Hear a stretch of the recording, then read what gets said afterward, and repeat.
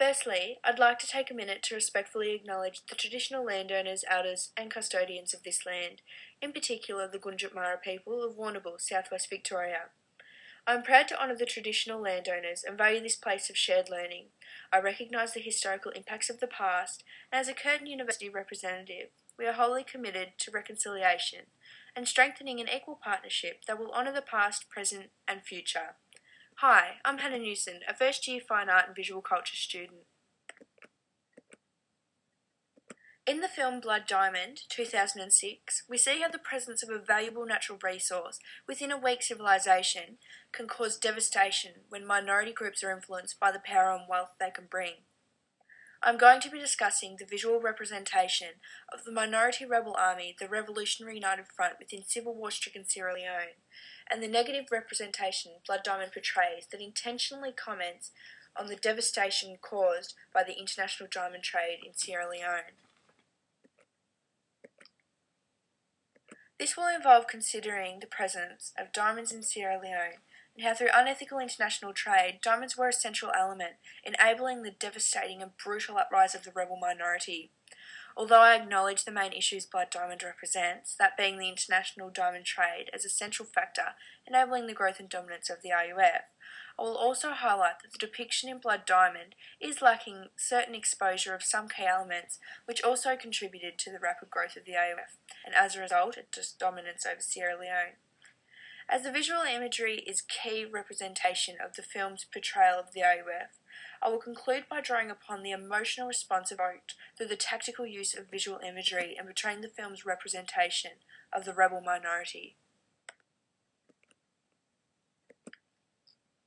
So considering some of you may not have seen the film, to help you understand the context, I'll show you the trailer for Blood Diamond.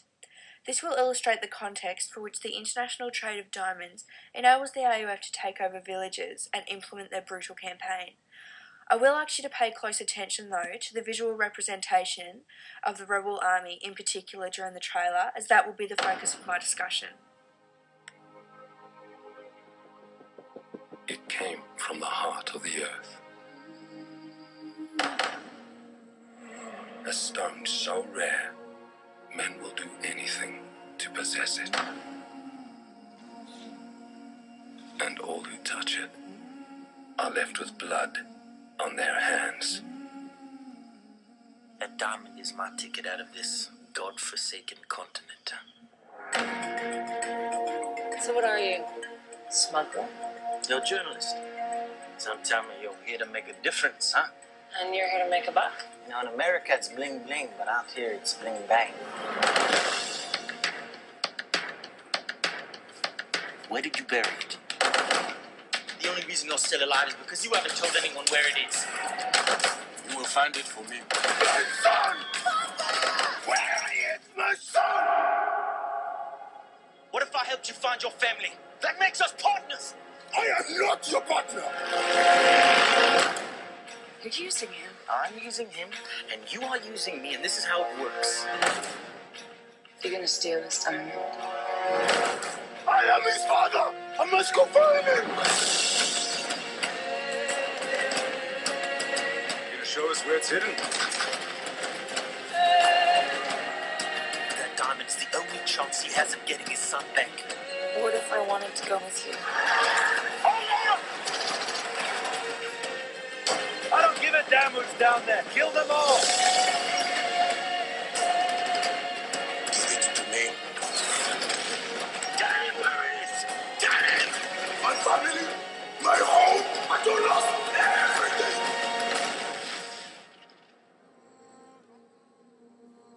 I will find you. If it takes my life.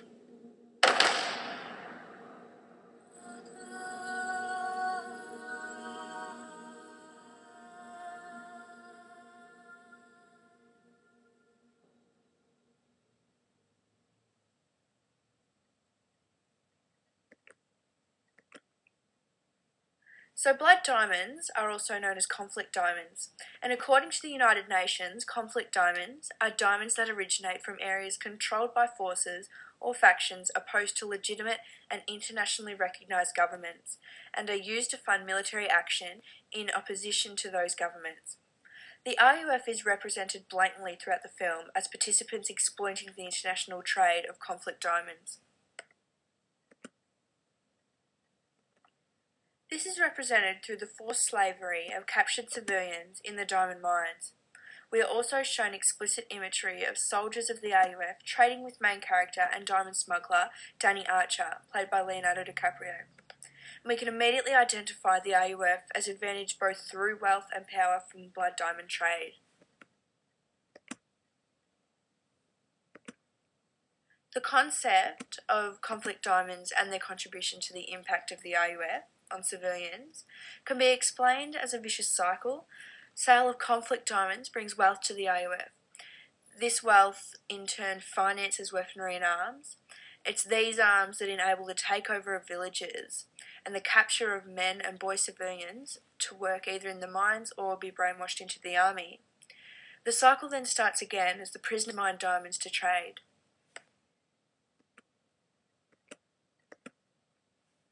International trade of conflict diamonds is represented as a key revenue raiser for financing the war crimes of the RUF.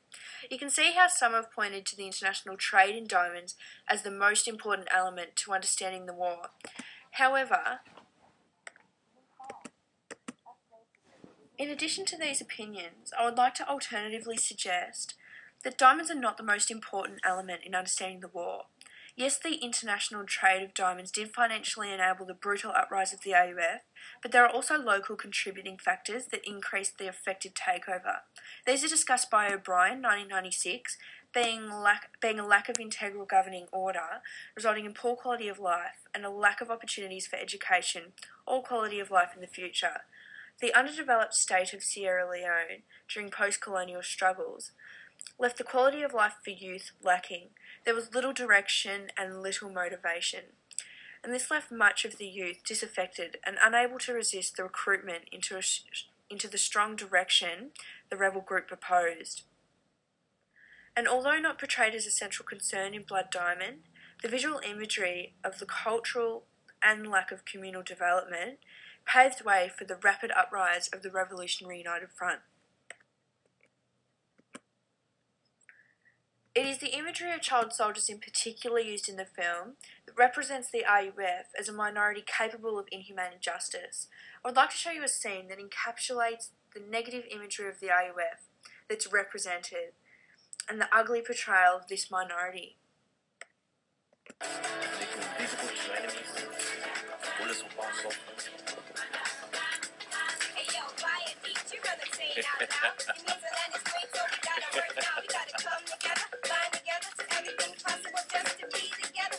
Superboy killer, yes, Comando. Foreigners are the cause of the problems. Confessar com você, overflow no super exploit. The baby killer. I am the master of disaster. You will destroy. I am born in trouble.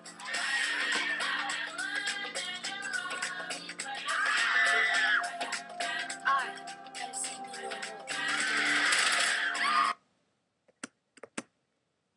The scene presents the lifestyle of the rebel army as something similar to a party life with no rules or regulations. This symbolises the rebel beliefs opposing a governing body of order and structure.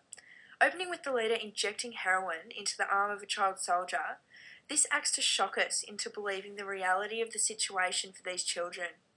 Among other shocking images, such as children smoking marijuana, dancing and wielding weaponry, the visual imagery evokes a strong emotional response from us as the viewers, and we empathise with views as similarly discussed by Shepler 2005, that child soldiers are a particularly devastating operation of the RUF.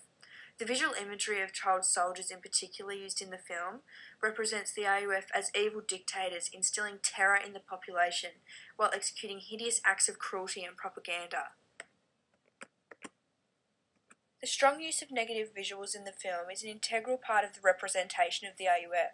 Shocking imagery of the minority rebellion evokes an emotional response from the viewer, which leads to the development of opinions rejecting those of the RUF and conforming with those represented in Blood Diamond.